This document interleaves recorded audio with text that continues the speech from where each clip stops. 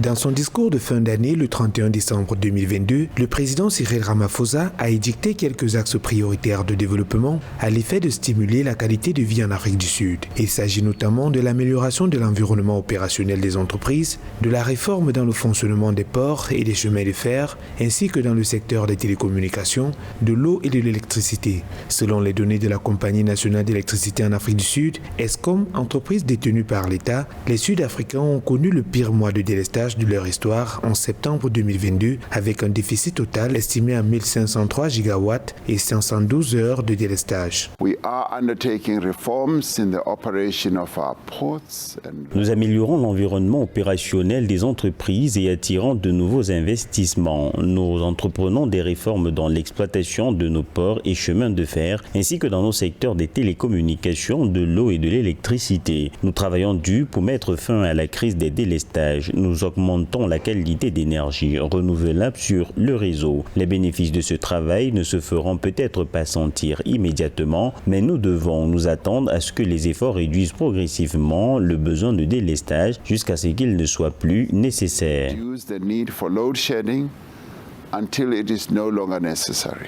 Pour le président Ramaphosa, la lutte contre la corruption, véritable solution de promotion de la bonne gouvernance et de l'équité, doit être accentuée. Des précédents programmes et actions de lutte contre la corruption menés par la State Corruption Commission avaient permis de récupérer d'importantes sommes d'argent détournées dans les entreprises publiques comme Eskom et l'Agence nationale du fret ferroviaire sud-africain Transnet.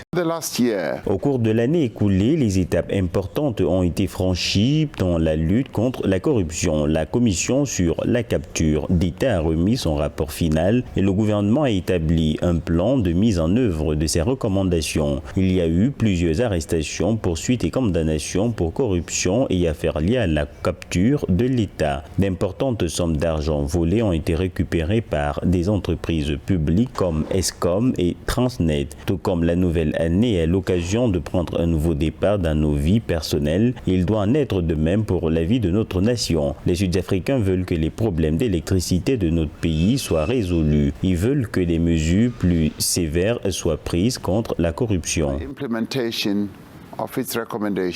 Selon le président sud-africain Cyril Ramaphosa, malgré les conditions peu favorables en 2022, l'Afrique du Sud a évolué sous une courbe ascendante de prospérité économique. 1,5 million de nouveaux emplois ont été créés grâce au plan présidentiel de relance de l'emploi.